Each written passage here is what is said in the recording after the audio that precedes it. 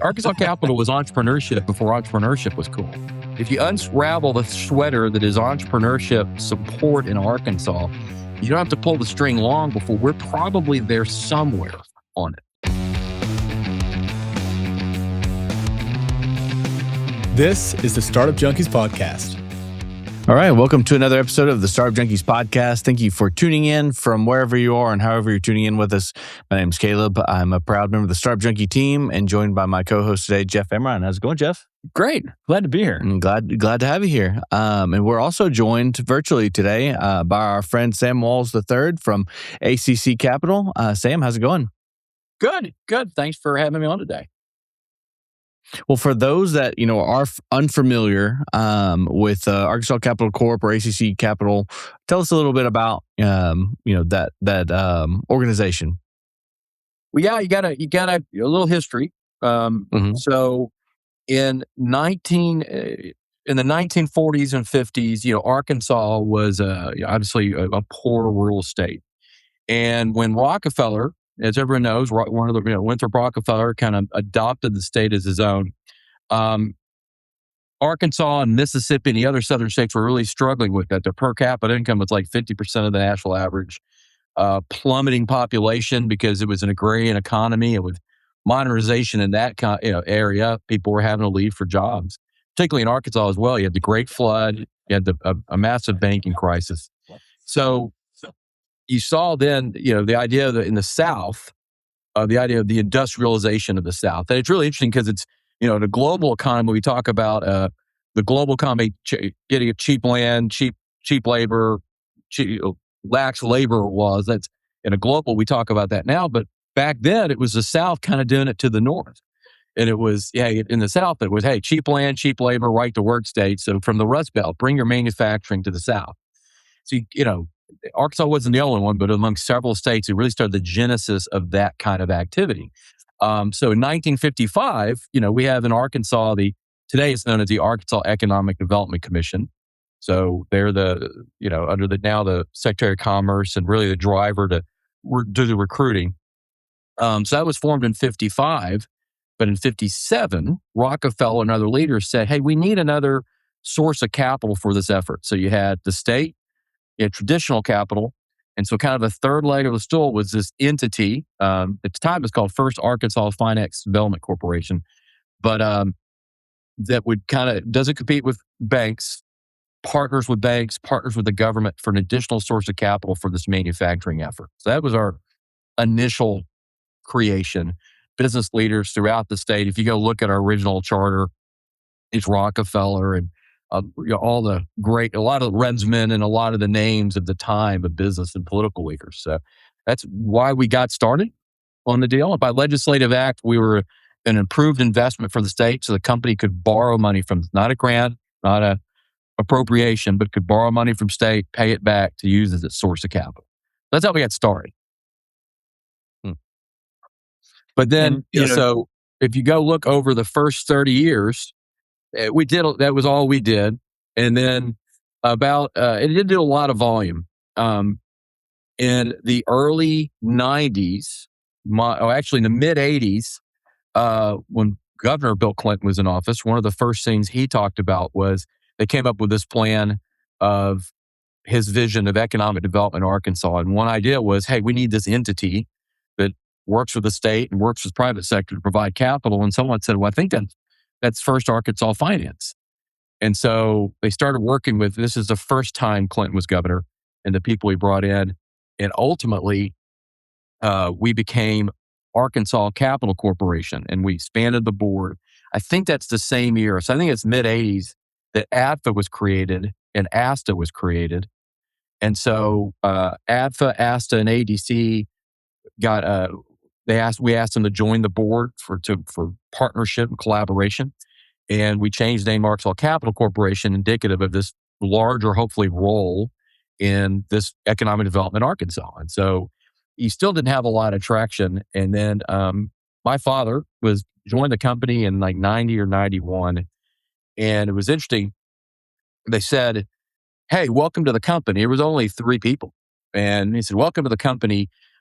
first thing you need to do is let us know, do we really need to exist? We're not doing a lot of activity. If we outgrown what we're supposed to do? My dad put like 60,000 miles on his car that year. I mean, and pretty much predominantly in Arkansas, driving around.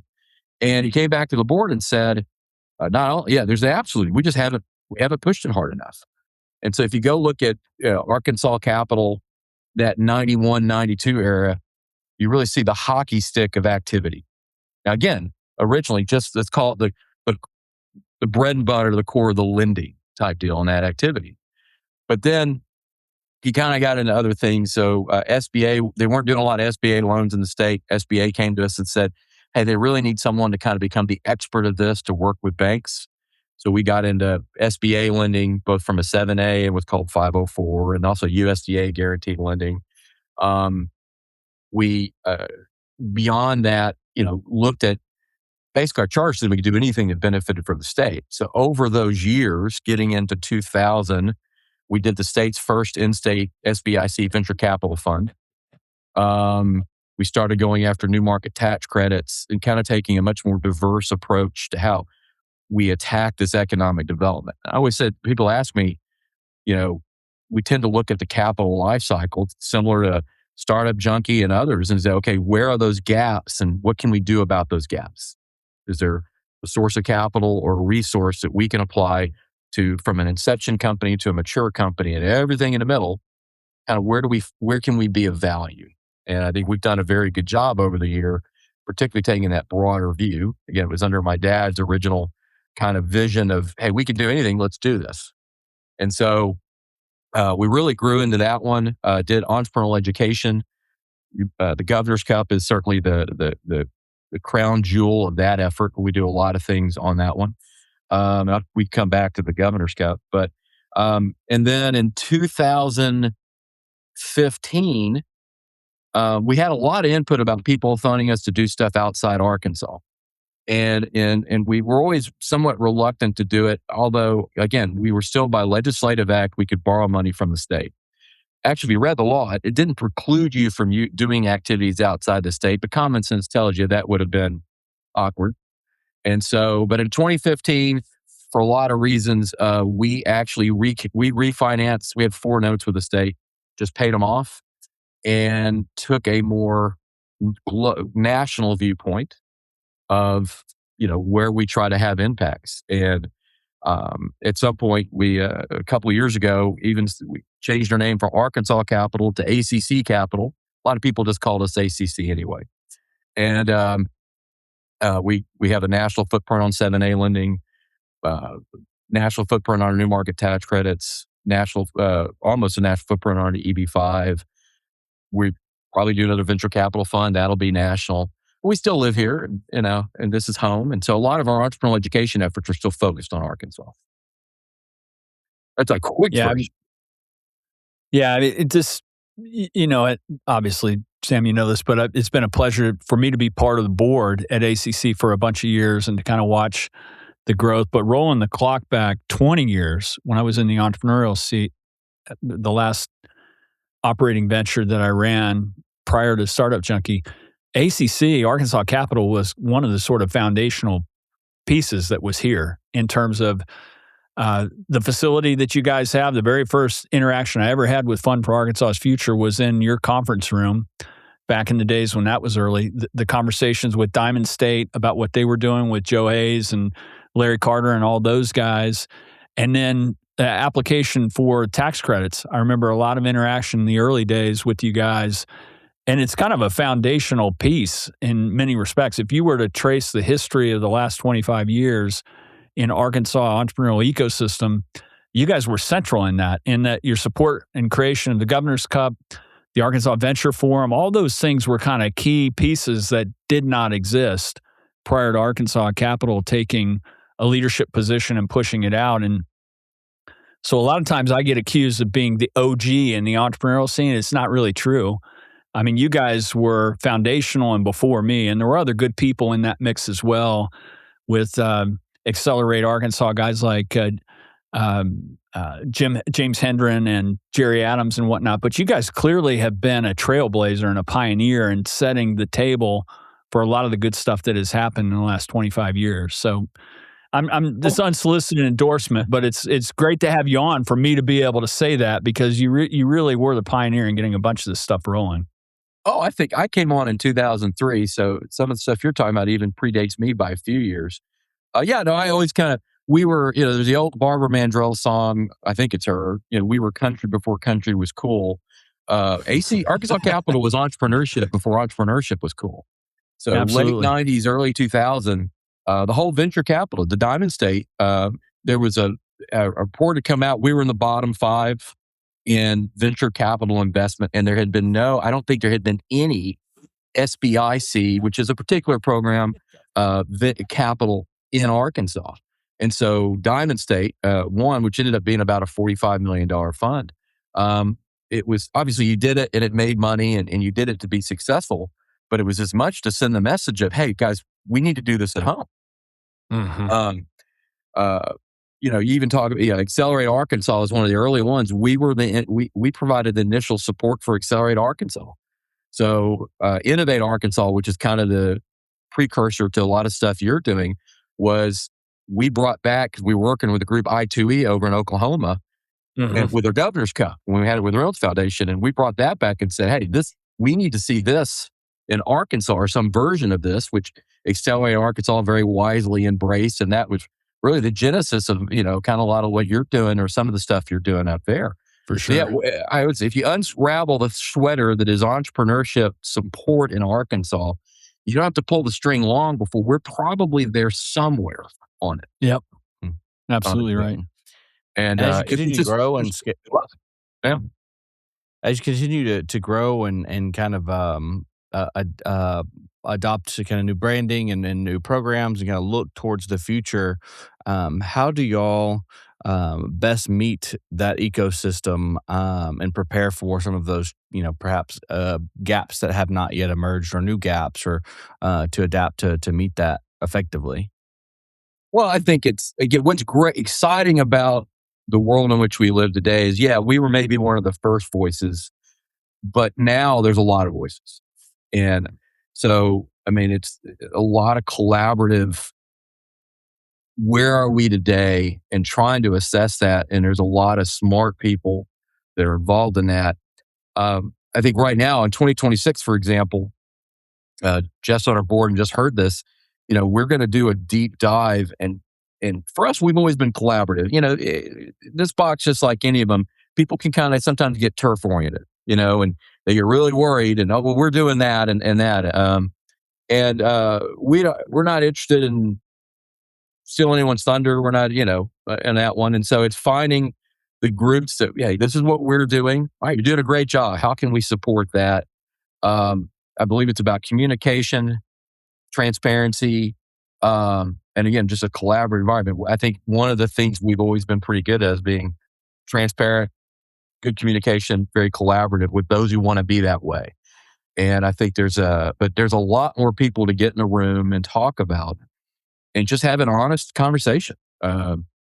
It's been a day. If I had to guess, it was about 15 years ago that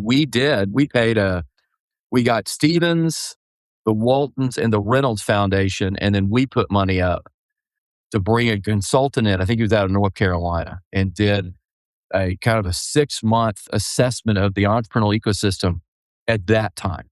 All right. And it was an interesting deal. You got the service providers, the SEOs in a room, and you'd start talking about, first it was interesting because you go, what do you think is needed out there? Well, we need this, we need that, we need this. But then you go, well, we're seeing that. Oh, when you start talking about this, well, we already do that. We already do that. So again, you got to, sometimes, even from the public sector, some very defensive, kind of turf-oriented, you literally in the morning, they're talking about all the things that we still need, but in the afternoon, it was a lot of, we do all that. You don't need to worry about that. And so, but then the next day, we brought in entrepreneurs and we quizzed them about, hey, what do you think is out there? And there was a massive disconnect between what entrepreneurs said they needed and what they thought was out there, and what the ESOs were saying, oh yeah, we do all that. and kind of, and so at the time we were trying to figure out how you do all that. And I think that was a good exercise. It's our intent to kind of go through that exercise again, but there's a lot more people in the room. And if we can get, again, if people want to work together for us, again, I just want to find the gaps. And then it's just a question of, can we fund those gaps? And sometimes it's human capital or money, right? Yeah, and I find that, over the last, 7 years that I've been at Startup Junkie, coming on 7 years, we've seen just a great deal of other organizations kind of come into the region or emerge in the region or come from outside the state into the region or state to serve entrepreneurs or to address some of those gaps. And I think what we've seen with the folks that succeed and are able to reach the entrepreneurs they're trying to serve and kind of have some of that staying power and are really kind of moving the needle for the ecosystem are the ones that are most inclined to connect with, communicate with, lock arms with the rest of the folks that are trying to do the same thing.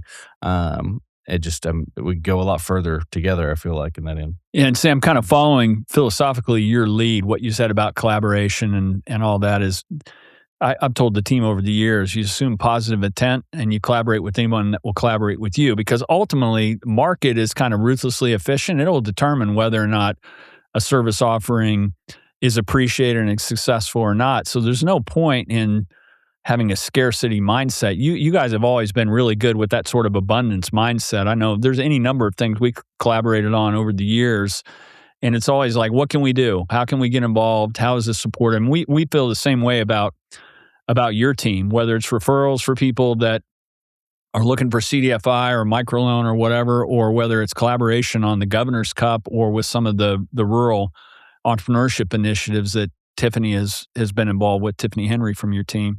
And I think that's the key to being successful. And you guys do it extremely well, which is figuring out how to collaborate. And if there's a few fuzzy boundaries and overlaps, those things can typically be sorted out, it seems like. Oh, I agree. Again, let's be honest, a lot of the things that we're talking about are profit centers, right? I mean, we're doing it from a mission oriented of, hey, we're trying to create a better environment for others to make profit, a healthier deal. And, I've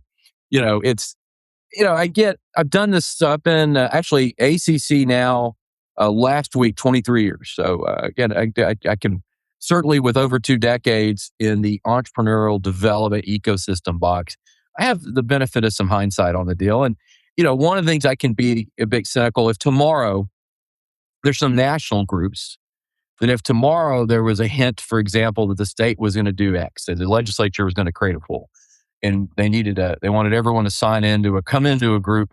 There are some national groups, I could probably name them. They'll be there, they're like, hey, if you give us money, we'll come in. Mm-hmm. Right. You saw that with the SSBCI under the COVID deal, both 1.0 and the 2.0. When that first came out on 2.0 and the states were trying to figure it out during COVID, I participated in some calls. We're a CDFI, and there were some national ones. And so, as soon as it became better, the state was going to go a different direction with that. They didn't dial in anymore. And that's fine. I get it. But the guys, it's groups like ours, groups like yours and others. Hey, we're here whether the state's put money in it, whether the federal's dumping money in it. Yeah. We were here when no one was giving us money or very little to do these things and try to move it. So there's certainly a degree of sincerity there, a little street cred, that on some of these things. And I don't fault the other ones, but I always kind of roll my eyes whenever there's money to you. There's all kinds of people who show up and say, well, we can help you do that. Just give us a lot of money. And you've got groups here that have been doing it for a long time. The Startup Junkies podcast is brought to you in part by Arise. Arise helps Arkansas tech and tech-enabled startups grow with no-cost coaching, capital navigation, and expert connections so founders can scale faster. Learn more at arisearkansas.org.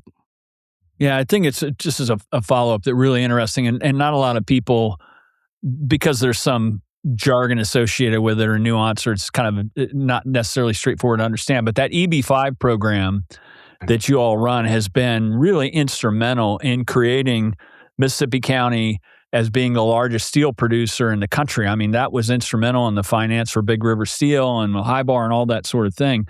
Talk a little bit more about that and the kind of sort of specialized talent and skill that you had to build in order to be a pioneer and successful in that EB-5 program.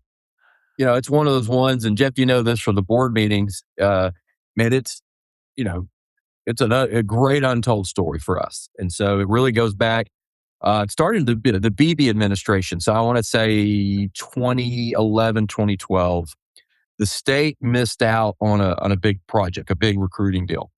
And to Alabama, I believe it was Alabama, big manufacturing project. And the state really thought they were going to get it. And so they after there'd been the announcement, they went back to the site consultant who had been involved in it. It was like, hey, we thought our deal was better. I mean, how did we lose them? What could we learn from this? And it really was. The state gave some better incentives, but there was a EB-5 regional center out of Mobile, I believe, that said, hey, we'll raise this much additional money as a capital stack, and that kind of tipped it to Bama. And so the state, AADC, looked at it and, what is this EB-5 thing again? And Arkansas and another state were the only two states that did not have a regional center located in their state. So let me take a step back. EB-5, sometimes I assume people know it. EB-5 has been around since the early 90s. It is an immigrant investor program. And so at the time that I'm talking about, and there's like 20 some odd different countries have versions of this. Been around for a bit. As a foreign investor, at that time, you could take $500,000, and if you invested at-risk capital into a job-creating enterprise in the United States through a regional, and a regional center would pool those investments to do a bigger deal. If it was what's called a targeted employment area, so it was either rural or a high unemployment urban area, for $500,000, if it created, you could show through an econometric model, it created 10 jobs. You could get a visa, a green card. And green cards, we talk about, you hear a lot of that in the news. There's not one line for green cards, H-1B, EB-1, EB-2. This is called EB-5. They only do 10,000 a year, which is like a rounding error in the grand visa scheme. But these regional centers would pull these investments and then make, again, either equity or debt into projects. So that's kind of how it all worked out. So the state looked at it and said, well, we're not comfortable doing this, but we trust ACC. So we got a call, said, hey, come over. And the question was, like, you got the story I just gave you. Would you guys be willing to take this on? And again, my father was CEO at the time. Les Lane and I were kind of tasked with thinking this through. And you looked at it and was like, well, we understand equity. We've done those. We know debt. Really, the missing ingredient was the immigration component of it. Like, I can find attorneys and experts. So we created a regional center. Got it approved by USCIS and Pine State Regional Center. So we had the regional center, and at just about that time, Big River Steel came along. And they had multiple sites. Les Lane and I went over to AADC, talked to David Stickler, and explained. Now, David has done, I think now he's on his 15th or 16th. At the time it was his 13th mill, raised billions of dollars all over the world, but he'd never heard of EB-5 or new market tax credits. So Les and I were able to explain to him the value that both those things could bring to him in a place like Mississippi County. And probably one of the smartest guys I've ever met. And he very quickly was on the uptake of what that could mean for them. So I won't say it was certainly a nice chip on the scale when they ultimately selected Osceola and Mississippi County for that facility. So yeah, we got into it. That's 2014, 2015. If you go look at it at the time, the program was almost exclusively used by large real estate companies to do hotels, condos in major metropolitan areas. So 85 to 90% of all activities was in 5 states, New York, Florida, Texas, California, and Washington State. But really, it was like cities within those states, Miami, Dallas, New York City, LA. And again, they're doing the Hudson Yards project raised over $2 billion, if you're familiar with New York and that one. Of their $15 billion was EB-5 money. That was the big gorilla in the room back when we first got into it. And so for the first few years of this thing, we're these crazy people pitching rural manufacturing in Arkansas. and most of your investors come out of Asia. I spent 2 or 3 years running around Asia trying to get people's attention because it wasn't a hotel in New York. I had to tell them, I had to show them a map where Arkansas was. I'd talk about Bill Clinton, I'd talk about Walmart, and I'd talk about Elvis because he was in Memphis and I could show the map. Was look, they knew Elvis. And I go, well, it's right close to there when I show the map. But it was a grind. And as Jeff knows, we had several years, we poured a lot more money. If I had understood when I got into it, the challenges and the money that we were going to have to pour into that thing to make it work, I don't know if I would have gone to the board with it, but if the board had understood that, I don't know if the board would have let me do it. And so we spent a lot of time, but we, kind of hung in there. I mean, just probably, I've been told by the board members, I was probably 1 or 2 board meetings away from getting the plug pulled on us. And I would understand why, because, hey guys, I know we're in the hole, but we're going to dig the hole deeper, but I'm convinced we can get out of this thing and it's going to work. And so it started working. We did, between Big River Steel and then what we call Big River Steel Phase 2, which was the second plasma arc furnace and expanded, we raised a little over about $200 million. And then if you're familiar with that, U.S. Steel bought Big River. And then when Dave Stickler was the CEO for that for a while, but then they said, hey, it's been great, Dave. And then he's gone and his group, Global Principal Partners, has formed High Bar Steel. So Big River is the world's first, it's one of the most advanced coiled steel mills in the world, but it's the world's first LEED certified steel mill. So he's gone over and his non-compete, they let him carve out rebar. And for years I heard him say, we're going to do rebar one day. And so he's now built High Bar, which is going to be, it's working on the LEED certification, but a LEED certified rebar facility. We did the port facility on the Mississippi to support that and other mills up there. We did another $150 million toward the $300 million solar field that helps power the thing. And we're currently in a $200 million raise for High Bar 2. So we're building, the first part of High Bar is now built and operating, basically building a second one, doubling the capacity right next to it. So cumulatively, we've done pushing $600 million in EB5 capital is supporting these multi-billion-dollar projects there in Mississippi County. And what's cool, which has put us, we're probably in the last 4 years, one of the top 5 regional centers in the country. And again, we're now with these guys that were condo guys and hotel guys, and we convinced the market that these were good deals, and they were good deals. So yeah, I mean, go ahead. It's catalytic to create a steel and steel innovation cluster and production area where it was essentially greenfield.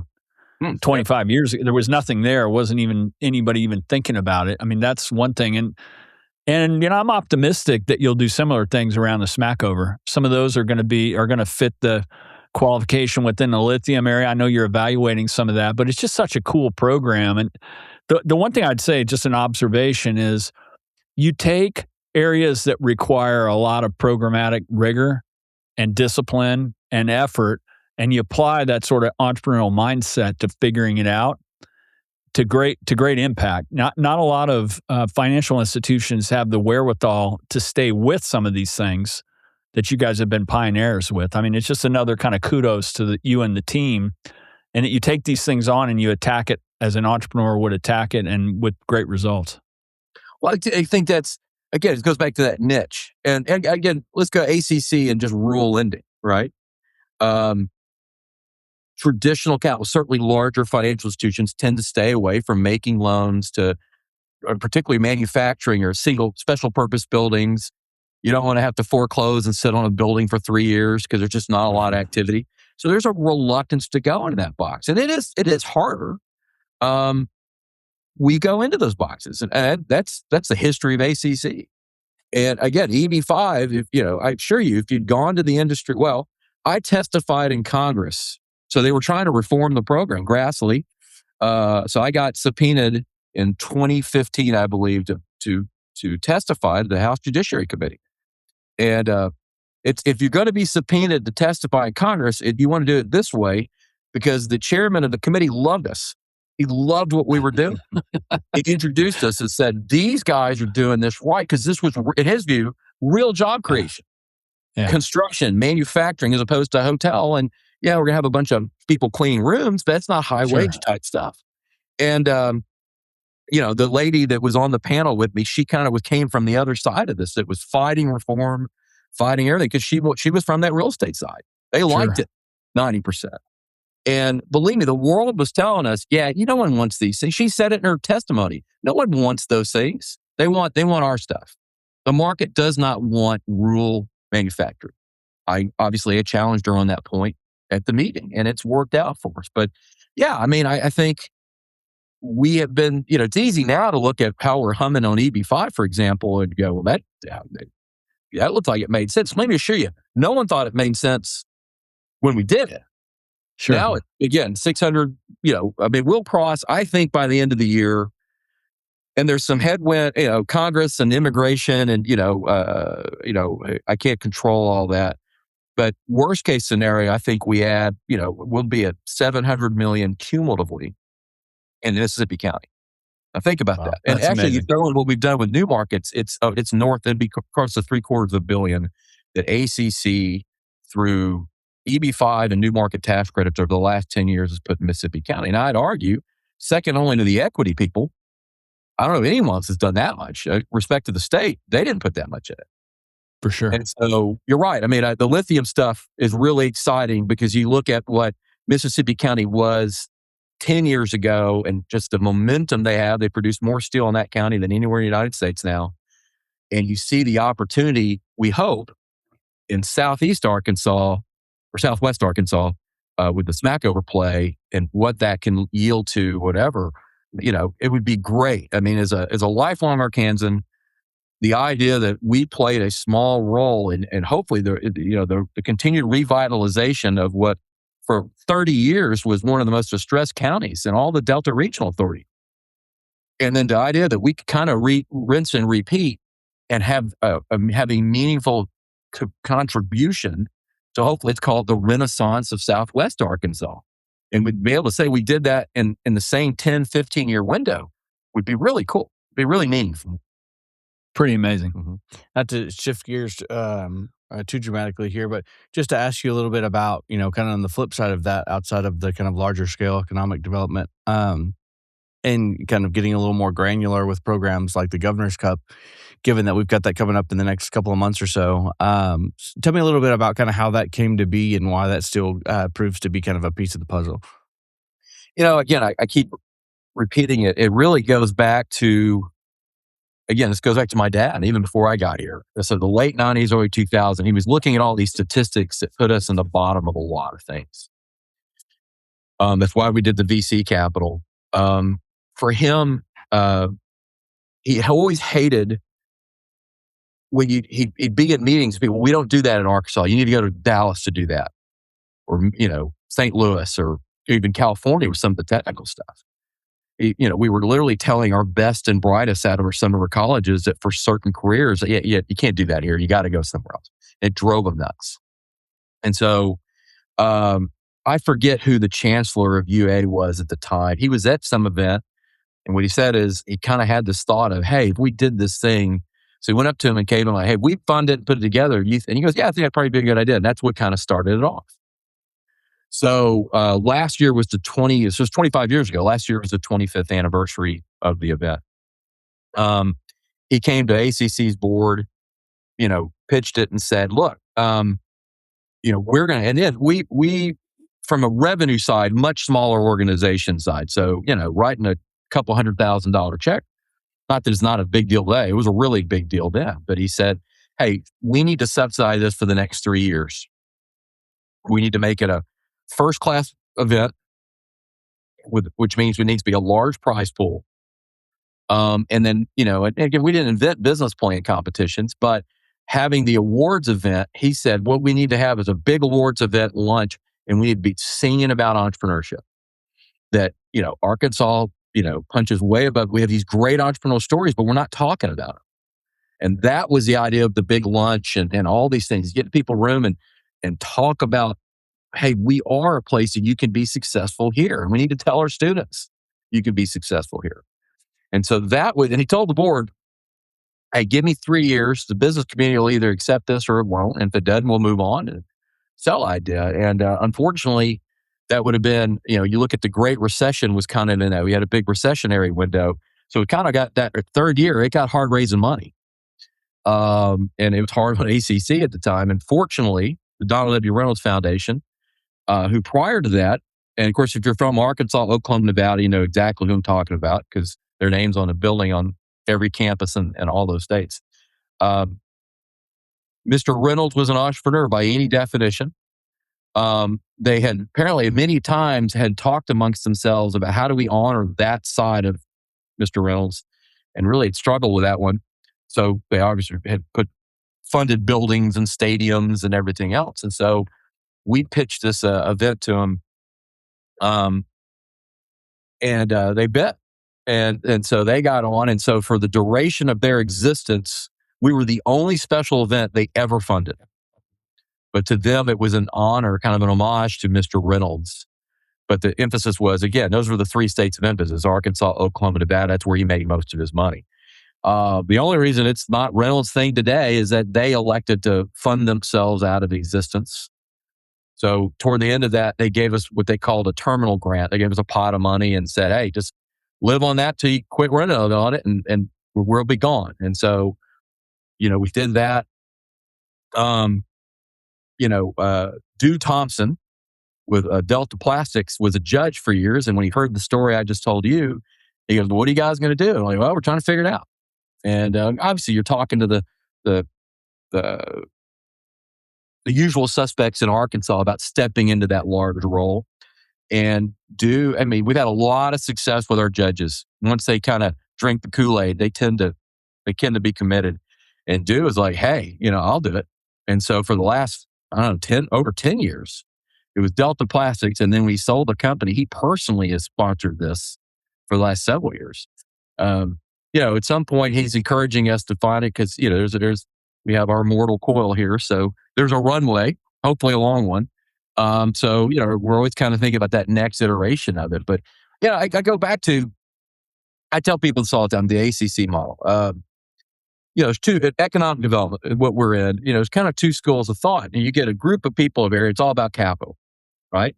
We just need more money at all stages of development. And if we had more access to capital at the various stages of things, business will flow like milk and honey. That's the capital camp. There's the people camp. Now, I was told he said this. I always give him credit for this. He may or may not. It was great Jack Stevens. And a statement was something to the effect of, hey, good deals find money. And what he was really saying, it's about people. And there's a certain logic to that. If you go look at per capita income and go look at the states with the highest per capita income, there seems to be a pretty level correlation with PhDs, 4-year education. And, and so you have the people camp and the money camp. The reality is, right, we do need more sources of capital, but it is about people. And so for ACC, obviously for our entire history, we've been money guys. But the Governor Cup, and then, we did Techpreneur for years. We did the Venture Forum. We did a bunch of we've done other things. We've done, that's a really nod to the people side. And how do we play on both sides to advance entrepreneurship? We've always been capital, but how can we move the people? And the Governor's Cup still is, and I guess 2 years ago, at 22 years, 23 years, my colleague Les and I, you've done it for 2 decades. Certainly it's a much better entrepreneurial support environment. We got on the phone, we talked to leaders across state, including people like Jeff, about, hey, has this run its course? Is this something we need to think of something new to direct our resources to? And without fail, the feedback was, God, no, we need this. Keep doing it. Mm. And so we were fortunate. You mentioned Tiffany Henry earlier. We had some transition here. And so we came back to the board and said, Les and I used to do it years ago, but we didn't have the bandwidth for it. We could find the right people, and this thing can continue. And again, with Tiffany and now with Maddie, and we've hit a home run on that. And we've it's grown. We've adapted even on the graduate track. We're bringing in out of state. We're making that a much more competitive thing. showing them what Arkansas could do, but also exposing ourselves to other ideas. So it continues to do, and I think uniformly is agreed upon that it's just a great resource for the state. It's definitely one of those pillars that needs to be maintained, and your team has done a great job adjusting it as kind of a sign of the times in terms of the tracks and the approach and what's presented and what's not presented, and the importance of, a 50-page business plan versus presentation and some of the other details. They've just done a great job staying ahead of all that. It's a highlight for us, being able to be a small sponsor of it and attend it and be judges and all that. It's been great. Really solid. Everyone agrees on entrepreneurship. Anything that's been around for a couple of decades, some people there's a ambivalence that can kind of develop just by longevity. But there's still a lot of enthusiasm. Again, as soon as I started, and it wasn't deliberate, hinting around maybe we need to do something different. I had a lot of people step up, please God, no. We need this. It's good. And so I was pleased to hear that. And we see, certainly it's going to be around for a while longer. Well, as you, thinking about it being around for longer and kind of what the future holds for the rest of the organization, I'm going to invite you to go back in time a little bit. I know we've kind of done some history here, but if you were to go back in time and give your younger self advice, maybe it's, when you stepped into that role at ACC or even beyond that, with all the accumulated knowledge that you have now, what advice might you give your younger self? Wow, I haven't really thought about that in other contexts, but not on this one. I think I give EB-5 for example. I had heard of EB-5 years earlier, and I remember reading about it and thinking, man, you got to go to foreign countries and you're raising this thing and all that. Man, that just seems like that might be a hard sell for we're just Arkansas, and even part of this organization. My dad being my dad, I would say at that moment, I probably short sold what we're capable of. Then eventually, obviously, I came around on it. I think, just not say running away from a challenge, but don't fall into that trap. I'm a lifelong Arkansan, and again, you my whole life, you heard things in about, we don't do that here, let's do that there, and I think. What's so exciting is, the cool things we're doing here. And, probably just embrace that earlier in my life. That just confidence and swagger about, hey, this state is as good as anybody. We have to work harder at some places than others, but, to get it done, because we don't have the history or some of the resources, but we're capable of doing anything. I probably would have adopted that approach a lot earlier in my life with that one. Sometimes that burden of the low expectations that everybody puts for you is something you just got to look past it. And I would contend that you have at every step of the way, but that's really good advice. Good guidance. Don't believe what other people say about you, right?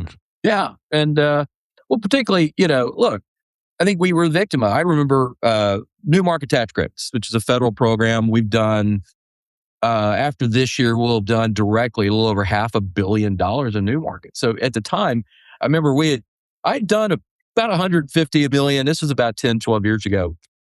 We were closing a deal and they were using a law firm out of New York.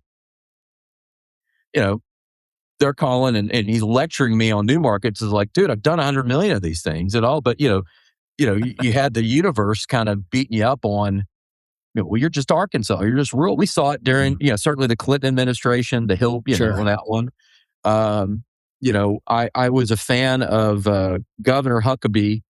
I thought he was a good governor, but the biggest contention I ever had with him is when he did the Jay Leno show or Carson, whichever it was, and the manufactured house on the deal. It just perpetuated, on that one. And we kind of get it. And sometimes you don't realize it. It kind of creeps in a little bit. I went to school down, believe me, I went to college in Texas, down in Dallas. And if I had $1 for every Arkansas hillbilly joke, I've done all right on the deal. So you get a lot of it and you kind of got to thicken up. And the best way to fight it is success. And I think, pushing back. Absolutely.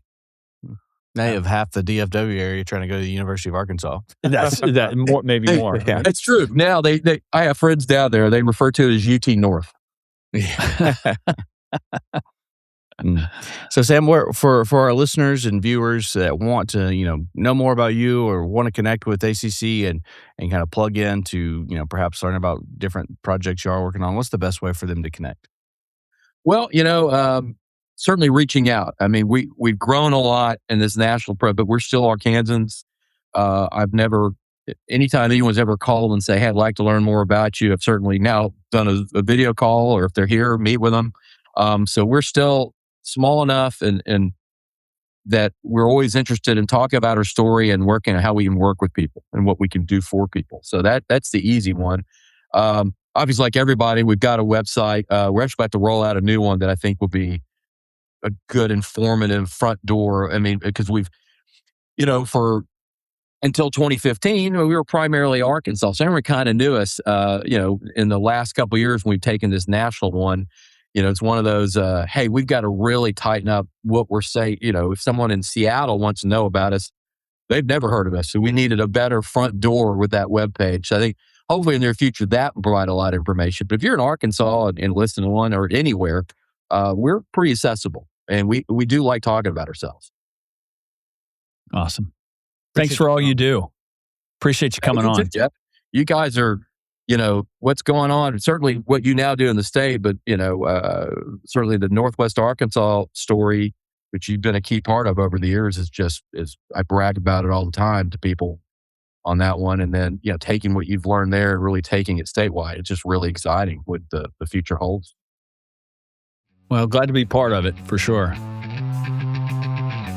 If you enjoyed this episode, make sure to share with a friend. Subscribe and review because it matters to us and we want to hear from you. If you're interested in learning how to work with us, check out the information below. See you next week.